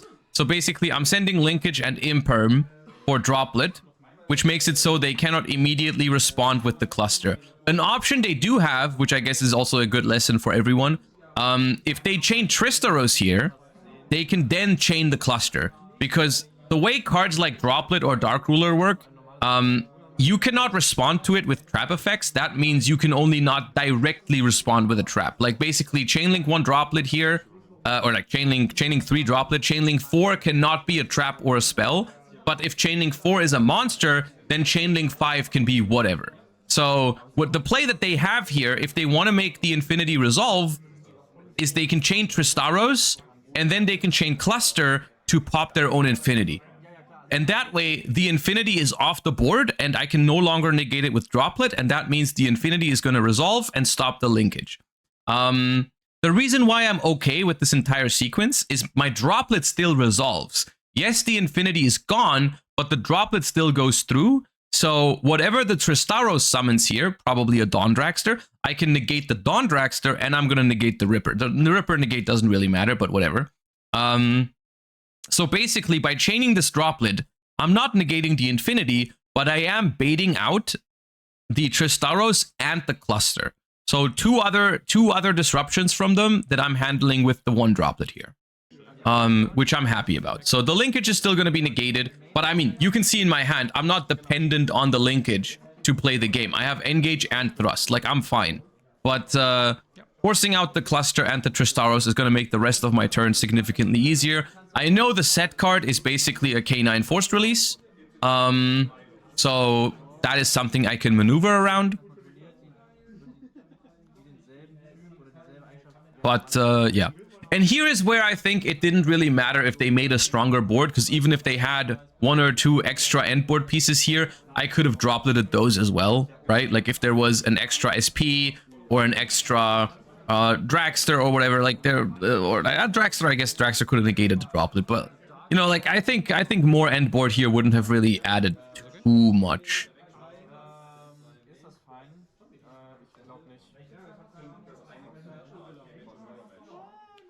So I'm activating thrust.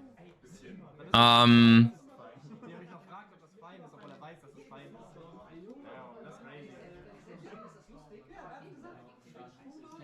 the thrust is going to be the 3rd spell in my grave as well. So I'm just grabbing another engage.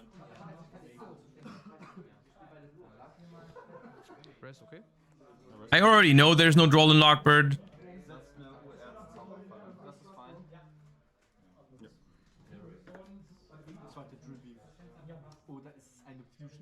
Is there going to be a report on what cards you pull? Okay, so far, since I've started going to locals more regularly, I've pulled 2 ultimate rares, but we, at the moment, we still have, I think, OTS 27, which is not the newest, right? I think we are still on the second last one. I've pulled 2 Sages so far, which is not worth much, but it is the best ulti in that OTS pack, so that's nice.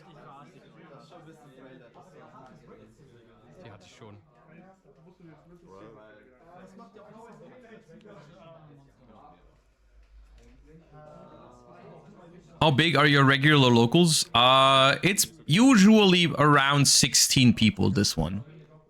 Which is not bad on a Wednesday, honestly, I think. Here I'm considering whether I should take jamming waves, but the problem with jamming waves is like they can just activate the quick play spell, the K9 quick play spell proactively.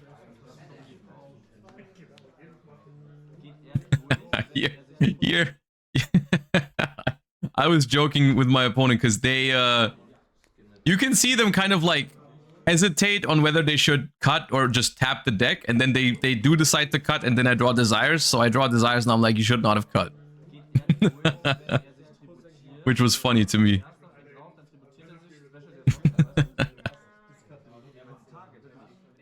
Nicht abheben dürfen.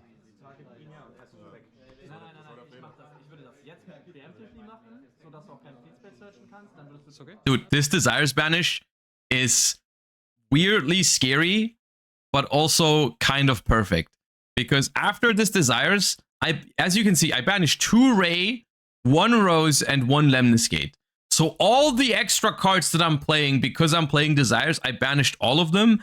But what I'm left with is exactly enough to play the game, right? I have exactly 1 Ray, 1 Rose, 1 Lemniscate. So it's fine. It's perfect. It's exactly what I need. It's all there. And on top of that, what do you know? My Desires draws 2 once per turn cards I've already used. It draws Thrust and another Desires. God, I hate this card sometimes.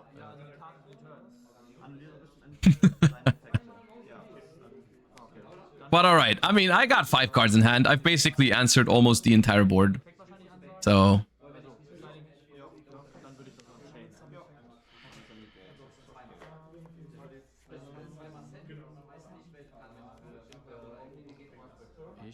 So here, I'm making use of the fact that the K9 quick play spell that I know they have is main phase only. So I think I attempt to go battle phase, and that would force them to activate the K9 quick play spell. Because if they let me go battle phase, I can just go linkage and attack over their stuff.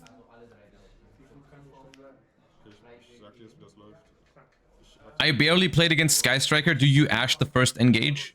I would say if you have monsters on the board because you went first, maybe it's not that good of an idea because it turns on Thrust and everything, especially if they don't have 3 spells in the grave yet. Yeah. So they pop my set Terraforming with the forced release, whatever.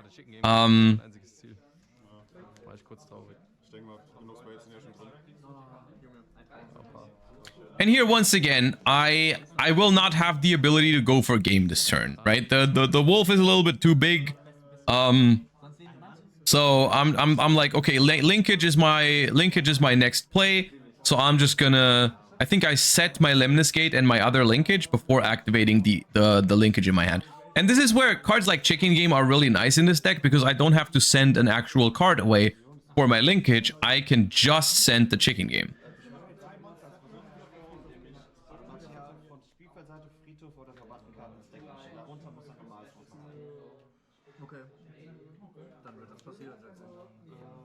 And I haven't even gone through Kagari yet, right? Like we're super deep into this turn, and I can still go Kagari add back engage. I still haven't done that. I am running a little thin on targets, I think, for engage, because I don't know how many Widow Anchors I banished off of the Desires right now. Might be like 1 or 2 gone. Wow.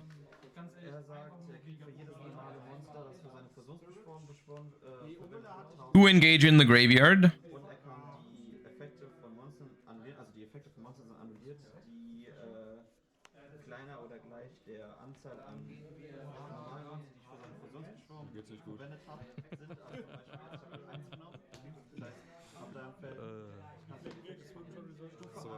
I find it hard to decide when to actually linkage into 0, because 0 is like 0 is such a good card, but when you make 0 to search like engage, you cannot link 0 off. So sometimes I find it a little bit awkward to make 0, especially as the first one. Like when it's the first, of course, if I don't have access to engage, I have to linkage for 0. That's easy. But like here, I already have Engage in the graveyard, and I'm not sure if I should go for 0, so I decide to go for the Kagari here. Because I don't want to be unable to link it off. Das ist eigentlich alles durch. Achso, und der Chaos-Attack. Mit einem. Lass mal. Ich kann nur sagen, als nächstes. And they scoop it up. In deiner Hand muss ein normales Monster. Which I think is that's a general problem with K9 Christian, I believe. The deck is very all-in in its nature, I feel like. So if you break their board, I think they're like, Christian used to be a deck that was so well known for follow-up. But once you break their board once now, their extra deck is like so packed now with all the K9 cards and stuff. They often don't even have like a second Ellis Skeletus, right? Like, inclusion is also now at 1, so that's going to make that even worse. But I just feel like the follow-up for that deck just isn't there, right?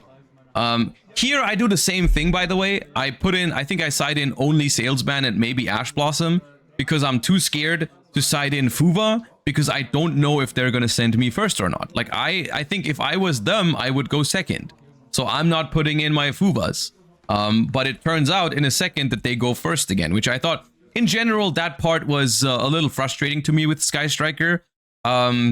The side deck construction, I think basically what I did was I built my deck, my side deck like a normal side deck, which I think I should have done differently because I feel like it's a little too weird.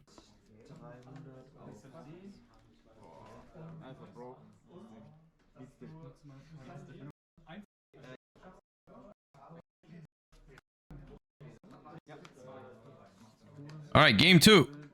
Called by Anchor, Engage, Rhoda. Anchor. Hand's broken again. To be fair, it's hard to imagine a striker hand that's not broken. Like, these hands are so good. Main Phase. Perfekt. 500 zahle ich. Ich darf searchen. This hand's even slightly on the weaker side because it doesn't have like an actual breaker like Droplet.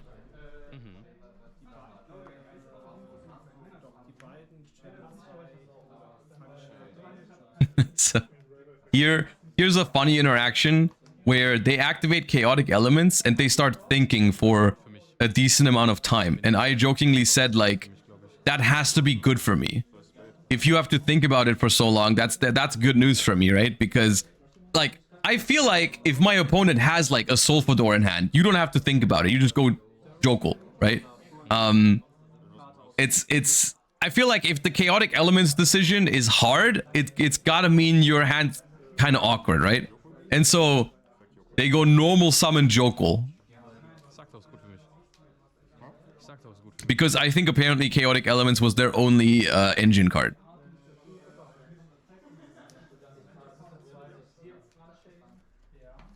So I'm pretty happy to see normal summon Jokul naturally.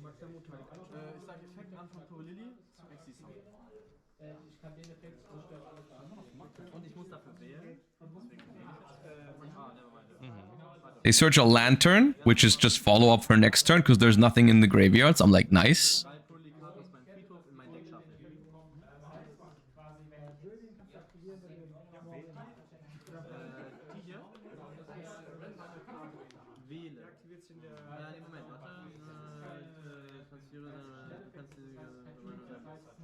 So here I'm already really happy. I'm like, my hand is cracked.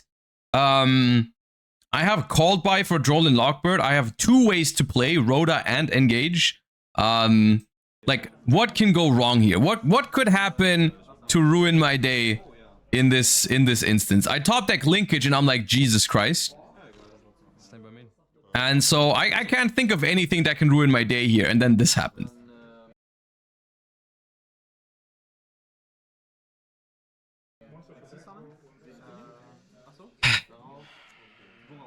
So the thing is, I'm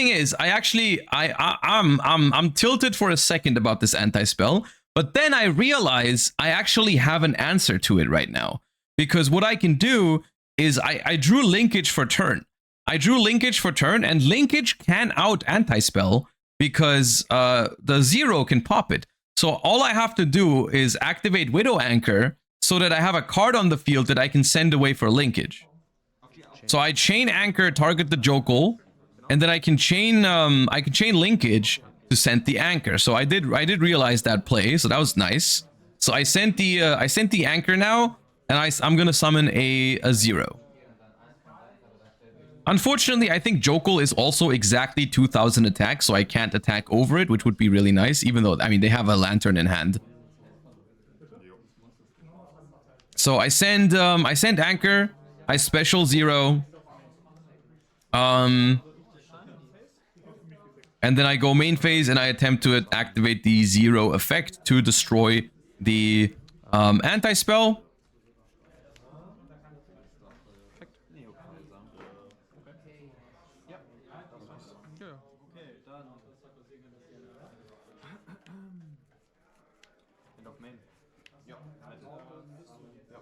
And they have Ash for it. And unfortunately, I cannot called by it because of the anti-spell. So I, unfortunately, am left with 4 spells. I am left with 4 spells. So I have to go set pass. So here, funnily enough, here's a couple of things that happened. In my head, I'm like, okay, if they don't top deck a play, I might be fine. Because I have no cards in hand, all the canines actually lose the ability to just be normal summon. So I'm like, okay, maybe I'm okay if they don't draw another play. Because they cannot normal summon the lantern. I have no cards in hand. But then I realize, in the next moment, I realize that they have a play that if they see it, it's going to be game over. Because what they have is they can go Jokul effect, because the search is once per turn. They can go Jokul effect, search another canine monster, tribute summon over the Jokul, and then they can lantern bring back the Jokul from the graveyard. Because then they're gonna have a target for the Jokul. So I'm like, okay, for the lantern. So I'm like, if they see that play, I'm cooked. Alright, if they see that they can search like Izuna, tribute summon Izuna, and then special lantern, I'm cooked. So I'm like, okay, they go through the motions, they go search Izuna, and I'm expecting next moment tribute summon Izuna, activate lantern, and I expect to just lose and go to the next game. Especially when they do this, right? They go for the tribute summon, and they tribute summon the lantern. They tribute summon the lantern to search a spell card. And then here you can see they're kind of like frustrated with themselves because they realized at this moment that they should have tribute summoned the Izuna, and they didn't want to ask for a take back. They didn't want to ask for a take back, which is fair enough. I probably would have let them take back and we go to game 3, but they didn't want to ask for it, so it's fine. And this is, so they can search a case here for the lantern, but they can't activate it because of their own anti-spell. So this is actually not a play now. This is actually not a play now. So now they have Case, they have Izuna, and they have 2 unknowns in hand, but they actually just attack with the lantern. And yeah. Which I've been there before. I honestly think these are the kind of mistakes that hurt you the most, is the one that you realize like a split second after you make it. Like literally, like in the moment as you're putting the card on the table, you're like, shit. You know, like I've been there before. So I do have an out to this anti-spell next turn because I have a Rhoda. I have a Rhoda set that I can activate for Ray, and the Ray can go into the 0, and I can try popping the anti-spell again.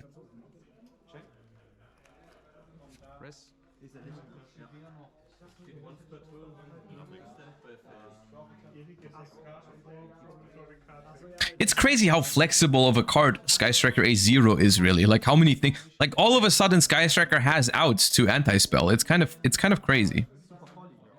It's like this, it's a subtle thing, but like, you know. So I go Ray, tag out into 0. They read 0 real quick to double check that this works, because they do have Bell in hand, and Bell does work on 0, but I have called by the grave for the Bell.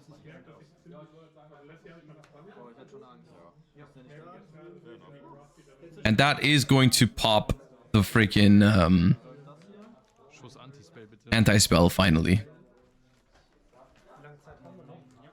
Dann die hier. Die kann ich nicht mehr aktivieren. Die ist halt Julian worden.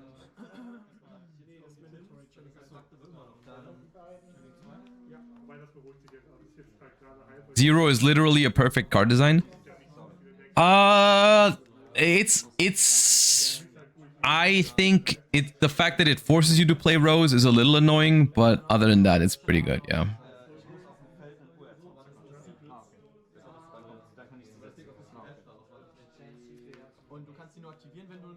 Zero does a little too much. No, I think it's balanced for Sky Striker. I mean, I'm biased because I like Sky Striker, but I don't think it does too much. No.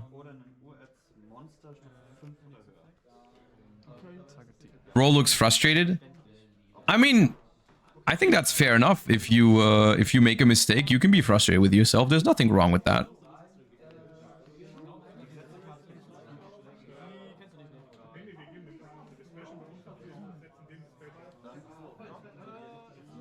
Und dann legen wir unser Monster und kriegen.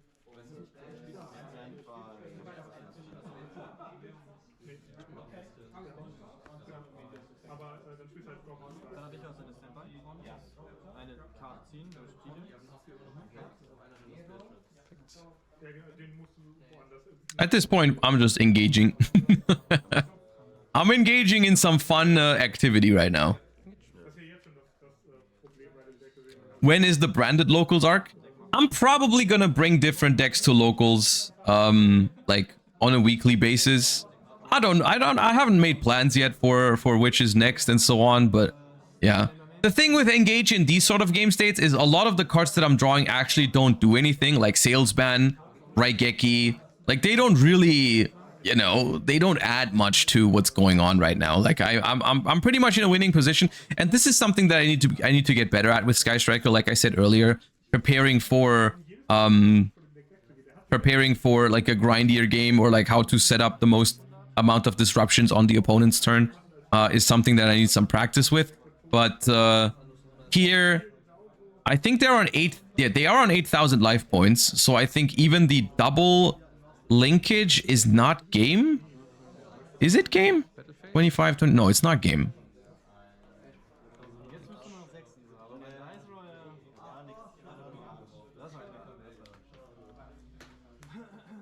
So I'm linkaging into a big Shizuku because I have light and dark in the graveyard. Because the Kagari alone was not big enough to run over the Lantern, because I only had like 4 or 5 spells. I set another linkage and a Lemniscate, and I proceed to the end phase.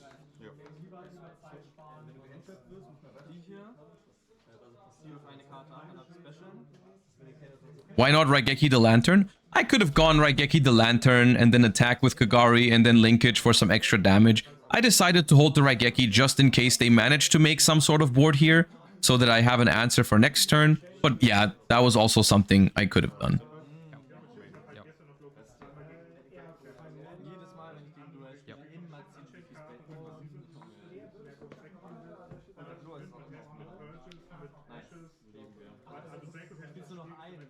Is Lemniscate better than Zero?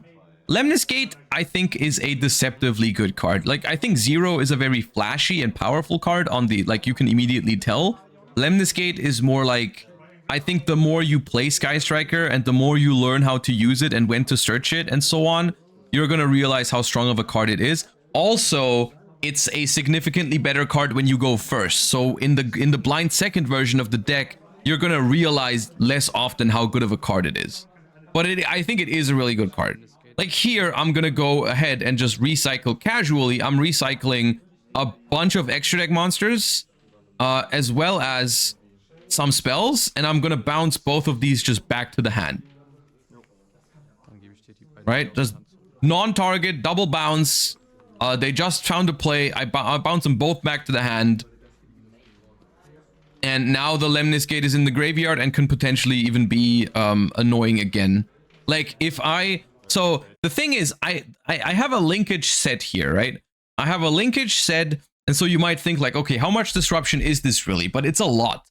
So what I can do here is I can linkage the Shizuku into a 0. Then I can tag out the 0 into Ray and Rose, pop a card. Then I can the Ray can tag out either into a Kagari to add back a spell from the grave, or it can tag out into a Kaina to make a monster unable to attack. And in response to that summon, I can trigger my Lemnis Gate to make Zeke to banish a monster on my opponent's field as well. So like the one linkage is like 3 interaction points, which is really it's a lot, you know. It's with how easy it is to set it up. Ja, das ist permanent. And that play also frees up your main monster zone so that you can keep using stuff like Widow Anchor. Are you gonna bring Paleo to locals, or is the deck dead because of the new time rules? Yes, to both.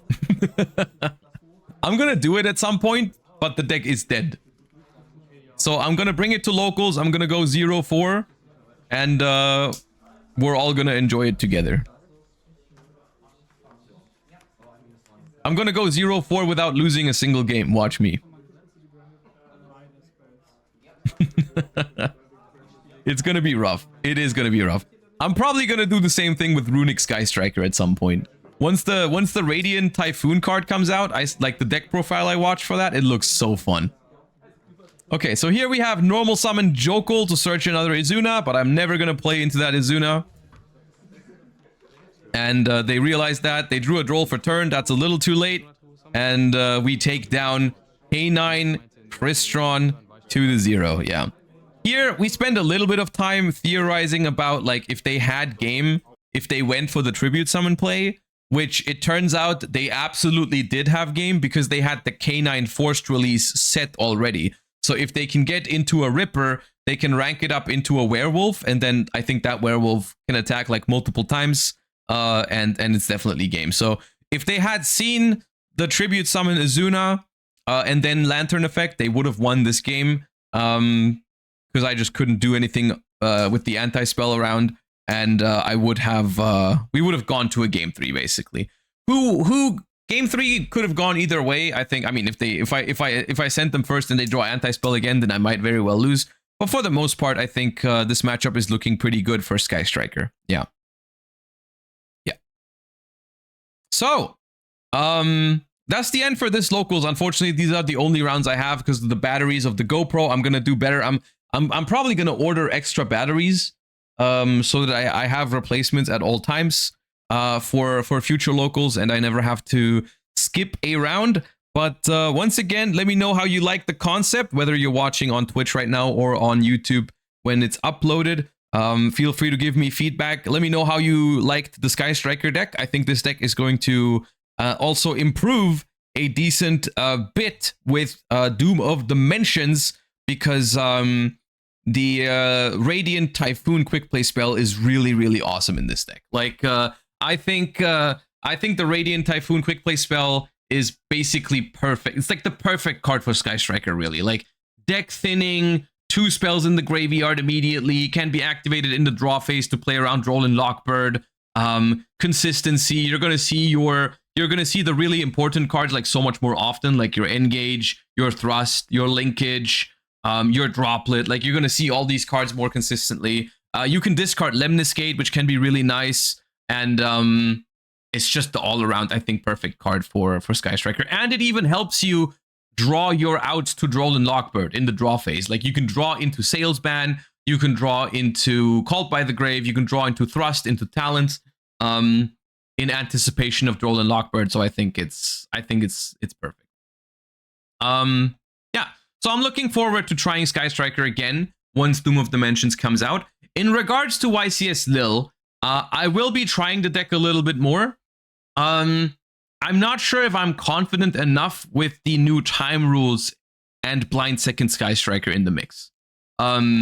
Because as much as I think this deck is good, and I really do think it's a good deck if played properly into the current meta. It needs a lot of practice, and I think different matchups require different win conditions.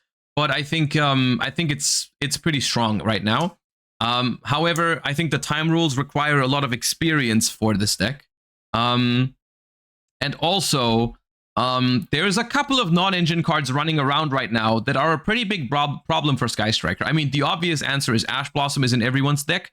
Droll and Lockbird is, at the moment, I would say, in everyone's side deck, which is better than if they were main decking it, but at the same time, you're going to have to deal with Droll and Lockbird a lot of game 2 and 3s, and that's a problem. And also Bell. Bell is like one of those like low-key really good cards against Sky Striker. Because Bell on either Kagari to add back or Bell on Sky Striker A0 to tag out and pop a card can be really, really annoying. And Bell is a pretty popular card right now with, Draco Tail, Mitsurugi, Yami, like all of those decks have solid applications for Bell. So Bell is a popular card, and that's also a problem for Sky Striker. So the environment for Sky Striker has its pros and cons, you know, like you have some pretty good matchups on paper, but then there's a lot of good non-engine against Sky Striker running around. And then the timer thing is also not like perfect for it. But I did quite enjoy the deck, and I feel like if I put in some practice and if you add the card from Doom of Dimensions, it's a very powerful deck. I like it a lot. And that was my Striker locals. I had a good time, for sure. Thoughts about Super Poly and Sky Striker? Could be. You could play that. I don't hate Super Poly this format. I think it's all right.